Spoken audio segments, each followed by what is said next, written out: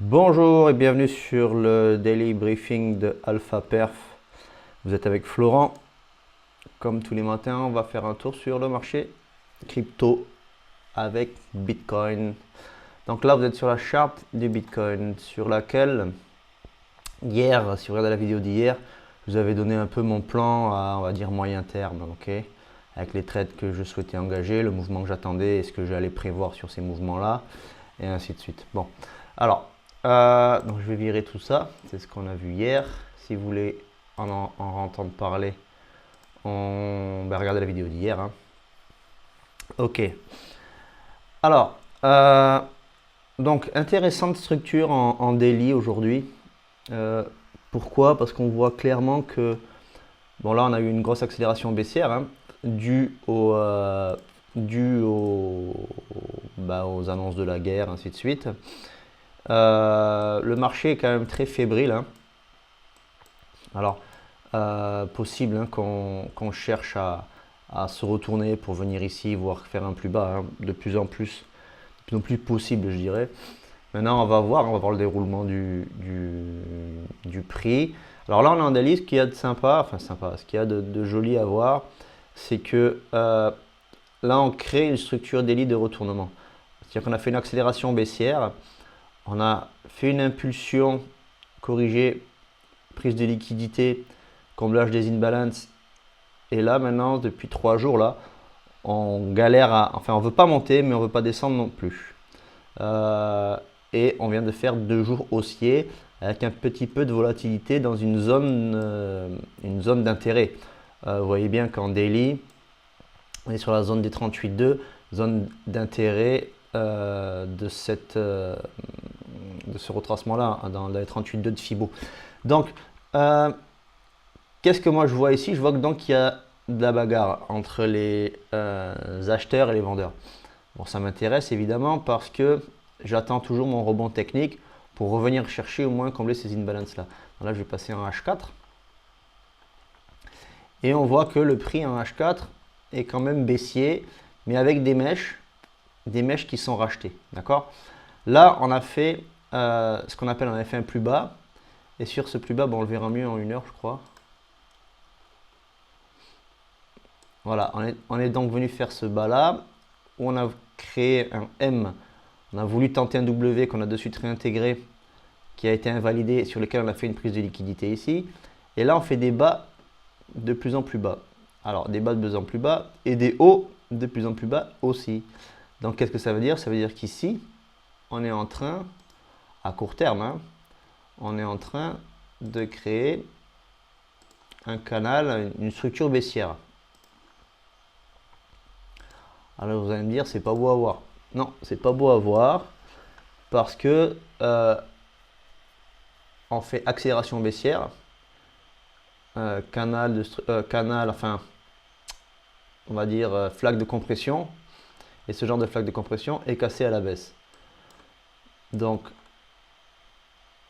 dans la partie vraiment analyse technique, effectivement, ici, je m'attendrai à une cassure à la baisse pour aller donc chercher les zones de 56 et cette zone-là. Ok. Maintenant, il y a une chose qui m'intéresse, c'est que on le voit mieux en H4. Il y a vraiment une bataille. Ces mèches-là me montrent qu'il y a vraiment une intention d'essayer de retourner le prix. Alors vous voyez, cette liquidité, cette prise de liquidité a été faite. Dans la prochaine, elle est là, hein. Est-ce que Bitcoin va faire le cadeau d'aller la chercher? Est-ce qu'il va s'y diriger? Est-ce qu'il va nous faire une mèche supplémentaire pour après créer donc une vraie structure de retournement? Ou est-ce qu'il va faire une continuation? Ça, personne ne le sait. Enfin, du moins, moi, je ne le sais pas. Si vous le savez, vous pouvez le mettre en commentaire. Je serai content d'avoir l'avis des devins. Donc ici, bon là je viens de baisser mon Fibo au plus bas, ok. Ce qui me... Alors ça c'est les zones d'imbalance, pardon. Je vais remettre l'imbalance parce qu'elle n'y est pas. Moi, je la vois à l'œil, mais c'est plus simple.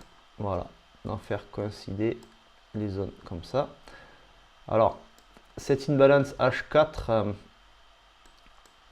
attend d'être comblée ici. Et là, on a une grosse imbalance ici qui attend aussi d'être comblé. Là, on est en H4. Hein.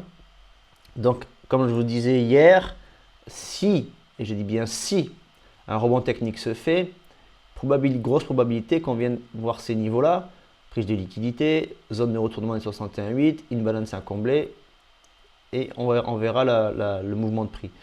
Maintenant, on a cette imbalance-là qui peut nous donner de la puissance pour ramener le prix jusqu'au 65, voire 66 $, 66 000 $. Pardon.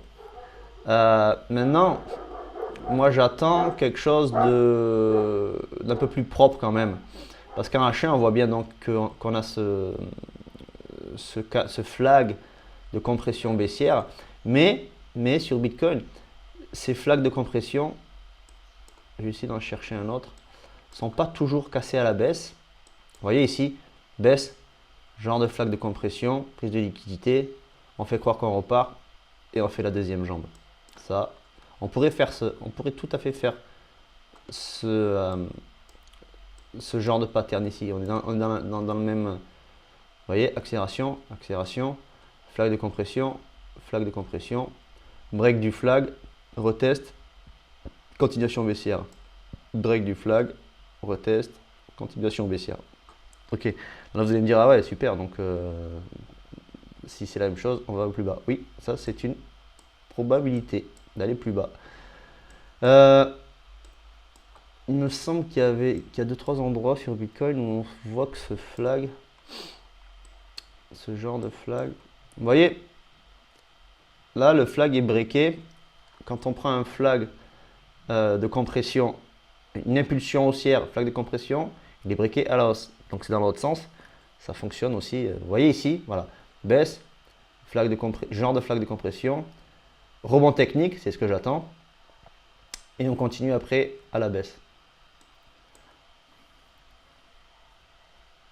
Donc bon, je vais perdre un peu de temps si je cherche des moments où ce genre de mouvement a été donc breaké à la hausse, et il n'y en a pas vraiment, je crois.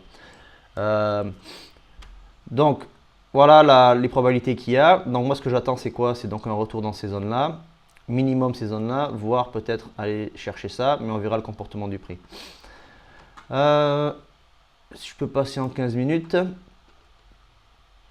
En 15 minutes, on voit bien qu'il n'y a pas de puissance, que c'est racheté, c'est battu, mais les acheteurs sont faibles, mais les vendeurs sont assez faibles aussi. Les vendeurs se font racheter, mais les acheteurs se font revendre à chaque fois. Donc, il y a un intérêt du marché qui est relativement faible, ici, là, et on bataille hein, entre les acteurs. Hein. Alors, vous allez me dire, qu'est-ce qu'on fait? Moi, là, j'attends. Comme je vous ai dit, j'étais rentré en position. Je suis toujours en position. Mon stop est par ici. J'attends. Je manage ma position. Elle est clairement dans le rouge. Mais j'y crois. J'attends ce rebond technique pour au moins aller tenter un passage à break-even et voir si on va attaquer les hauts ou pas. Alors pourquoi on irait attaquer les hauts? Parce que même si on veut descendre, il est tout à fait possible qu'on aille chercher les liquidités, comme je vous l'ai dit et redit, qu'on aille chercher les liquidités pour faire croire qu'on repart, et là qu'on break. Voilà. C'est ce genre de choses que je cherche, c'est ce que je vous avais dit sur la vidéo d'hier. Donc, en 15 minutes, rien de plus à vous montrer. Hein. Moi, je vais aller voir un petit peu les liquidations. Les liquidations, je pense qu'elles ne vont pas nous dire grand chose de plus que ce que nous dit la price action. Voilà, quelques liquidations en bas, toujours de la liquidation à aller chercher en haut, d'où ce scénario d'aller faire ce rebond technique assez puissant et peut-être assez rapide. Alors il est possible qu'aujourd'hui, hein, vendredi, comme toute la semaine a été baissière, il est possible que vendredi, bam, on sorte tous les shorters de la semaine et qu'on aille faire ce rebond, qu'on reste tranquillement en haut pour le week-end, où il ne se passe rien de spécial, où les gens vont commencer peut-être à long sur le week-end, et lundi, bam, dump. C'est une probabilité. Donc, on a un peu donc, de long ici à les liquider. Et on a toujours donc notre gros cluster ici à les liquider. Et évidemment, celui-là dans les 66 000 $, 67 000 $. Bon, moi j'attends vraiment qu'on aille voir ça là. Après, on verra comment ça se passe. Qu'est-ce que nous dit l'Open Interest sur Binance? Alors, ici on est en 15 minutes, je vais mettre en 1 heure. Je vais mettre en 1 heure et là on a l'Open Interest qui monte avec l'OI qui descend, donc des ouvertures de short. Là on a l'Open Interest qui monte, qui redescend avec les funding qui descendent. Ici, en fait, bon, si on regarde ce mouvement général, on a des ouvertures de position. Il y en a qui se ferment, mais on a plus d'ouvertures puisque l'Open Interest monte. Et on voit quand même que c'est mitigé, c'est mitigé. Vous voyez là, il y a du short qui s'ouvre. Là, il y aurait plutôt du short qui serait en train de s'ouvrir. C'est assez mitigé, les shorts s'ouvrent, des longs se referment, des shorts se referment. Bon, c'est incertain. Et ça représente exactement la price action. On voit bien que le prix est en bataille. C'est un mouvement qui est relativement incertain. Ça cherche à savoir si on peut monter ou descendre. Comme je vous disais en début de vidéo, dès que c'est acheté, enfin dès que les acheteurs montent, les vendeurs répondent. Dès que les vendeurs essayent de pousser le prix à la baisse, les acheteurs rachètent leur position. Donc l'Open Interest montre bien, à mon avis, hein, c'est ma lecture hein, évidemment, hein, c'est une lecture totalement personnelle, mais l'Open Interest montre bien cette bagarre là. Okay, là on voit qu'on est 62% de long pour 40%, 40 à peu près de long contre les shorts. Donc il y aurait plus de longues. Ok, bon. Il y a peu de positions quand même. Voilà. Ensuite, on va faire un petit tour sur ce que font les whales. Alors, qu'est-ce que font les whales? Vous allez rigoler, mais je vais vous parler de TH aujourd'hui. Oh, regardez-moi ça. Belle vente encore sur ETH. Ça fait que vendre, ça fait que vendre, ça fait que vendre. Alors, les whales sur... Non, quand je vous dis que je voulais parler de TH, je vais juste vous dire ça. Regardez, ça change. Les retails ont envie de commencer à revendre un petit peu. Et il y a certaines petites whales qui pourraient... Attention, il se passe rien de spécial. Hein. Bon, je mets pas ma souris parce que sinon vous voyez les trucs que vous n'allez pas voir. Mais il y a de la réaction, on va dire, sur des petits achats sur ETH avec des whales. C'est vraiment de la petite réaction. Voilà. Oh, il se passe des choses, enfin. Pas grand chose, mais il se passe un peu. Moi, ce qui m'intéresse, c'est ça. C'est que on a des grosses whales qui ont acheté là, clairement. Donc, elles vont défendre leurs achats. Hein. Ce que j'aime moins, c'est que les retails achètent. Mais bon, si on rentre sur un mouvement complet d'acheteurs, c'est intéressant, ça va donner du momentum haussier. Donc là, depuis ici, je compte pas ça. Hein. Les retails, en fait, je les compte pas trop. Moi, ce que je vois, c'est que depuis ici, les retails achètent encore plus. Donc, ils buy the dip. Hein. Mais les whales aussi. Les whales font des positions. Ici, ils sont rentrés en position. Ici, ils rentrent en position. Et ici, ils rentrent en position longue. Hein, chaque fois longue. Hein. Voilà. Et les micro-whales, elles, ont vendu jusque-là. Une fois de plus, c'est elles vraiment qui managent le cours. Là, il ne se passe pas grand-chose. Ce qui est intéressant, en fait, c'est que les micro-whales, à mon avis, ne vont pas se mettre en confrontation avec les méga-whales. Donc, au bout d'un moment, même si elles ne savent pas trop quoi faire, il va y avoir une réaccélération de l'achat des micro-whales. Ce qui va faire que là, c'est pas les whales contre les retails, ça va être tout le monde ensemble pour amener un momentum haussier assez puissant. Donc, possible qu'il ne se passe rien, hein, que les micro-whales veulent vendre et que les whales ici décident aussi de vendre leur position, mais ça m'étonnerait qu'elles soient rentrées ici pour vendre à perte. Donc, à mon avis, elles vont, on va pousser le prix un peu plus là. Alors, possible aussi qu'une fois que le prix soit un petit peu poussé, celle-ci profite pour sortir, les retails achètent et elles continuent à dumper. Donc, ça voudrait dire qu'on va faire notre accélération haussière et aller chercher les plus bas.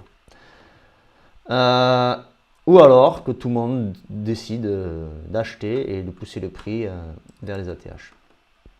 Une fois de plus, je ne suis pas devin, je ne fais que interpréter ce que je vois dans les datas et dans la price action. Qu'est-ce qui s'est passé en... Toujours en retard ça commence à me fatiguer un petit peu là. Là on est encore sur le 1er octobre, on a 4 jours de retard. Bon, ce site il va falloir que je le vire et que j'en mette un autre.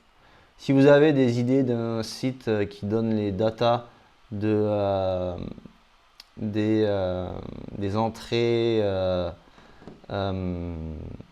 ETF un peu plus à jour, ça serait pas mal de m'envoyer le lien. Enfin bon, je vais chercher, hein. Je crois que j'en ai un autre. Il me semble que j'en ai un autre.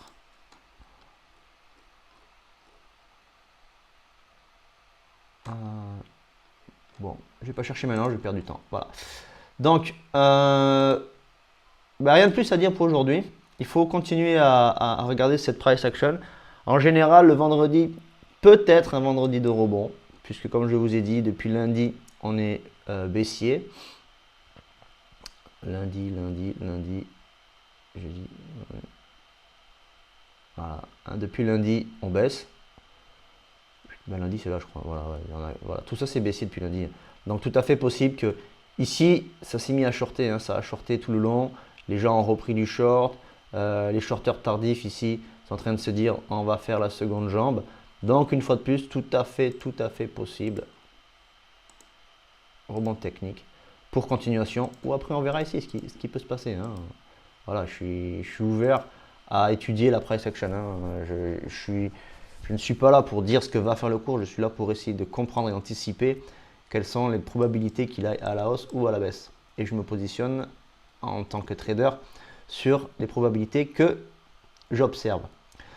Donc voilà, si vous voulez discuter de tout ça, une fois de plus, je le répète à chaque fois, venez sur le Discord. Allez-y, abonnez-vous, likez les vidéos. Si vous aimez, dites-le, partagez des commentaires. Si vous n'aimez pas, dites-le aussi, que je fasse des formats différents, que j'avance sur ma manière de créer ces vidéos ou de ce que je peux faire autour. Hein. Voilà. J'ai donc un Discord, vous le savez tous maintenant, je le répète à chaque fois. J'ai donc un Discord en lien dans les descriptions de la vidéo. Cliquez dessus, vous rentrez, vous partagez avec nous. C'est totalement gratuit. Donc voilà. Sinon, faites attention à votre capital. On est sur des zones assez compliquées, on est sur du trading assez compliqué, surtout psychologiquement. Parce que les gens attendent la hausse, tout le monde voit du retournement, tout le monde attend cette zone clé de voir ce qui va s'y passer. Mais bon, après, une fois de plus, hein, si jamais cette zone break, c'est pas pour ça qu'on va pas remonter après. Mais il y a de la pression psychologique ici, c'est fait pour. Le cours réagit vraiment pour mettre de la pression sur les traders, pour sortir les gens, dégoûter les gens. Vous ne faites pas avoir. Faites pas avoir. Et si vous sentez un peu faible face à ce genre de mouvement, ce genre d'attente, laissez les charts, mettez les charts de côté, allez faire autre chose. Ne pas trader, c'est aussi trader. Ne pas être en position, même si le cours part, c'est pas grave. Il y a toujours des opportunités pour rentrer. Comme je le répète à chaque fois, il vaut mieux acheter un Bitcoin à 80 000 $ et être sûr qu'il va arriver à 150 que acheter un Bitcoin à 50 sans être sûr qu'il va arriver même à 60. Voilà. Donc, les entrées tardives sont toujours des entrées. Il y a de l'argent à faire. Il y aura toujours quelqu'un qui va faire mieux que vous. Vous fiez pas à ça. Et parce qu'il y a toujours aussi des gens qui vont faire moins bien que vous. Donc, faites ce que vous savez, faites ce que vous pouvez. Essayez juste d'être en accord avec vous-même, avec votre risque, avec votre manière de prendre du risque et avec votre manière de vous exposer.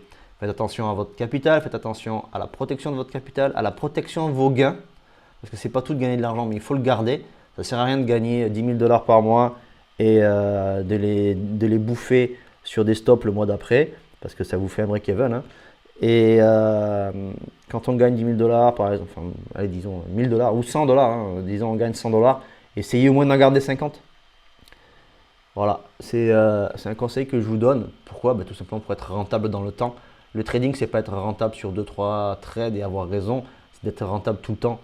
Donc, travaillez votre mental, travaillez votre win rate, travaillez votre risk management. Profitez-en de ces moments-là pour travailler un peu tout ce qu'il y a autour du trading, tout ce qu'il y a autour de la mentalité de trader et tout ce qui est exécution aussi. Voilà. Faites bien le point sur vos exécutions, faites bien des feedbacks sur vos anciens trades. Travaillez, prenez le temps de travailler sur votre plan, sur votre stratégie. Vous ne faites pas dégoûter par le marché qui est lent, qui fait des plus bas, qui se cherche. Voilà, le marché se cherche. Vous aussi, en attendant, cherchez-vous de votre côté. Mais vous ne faites pas dégoûter par le marché. Voilà. Donc, protégez votre capital, be safe and follow. Bye bye.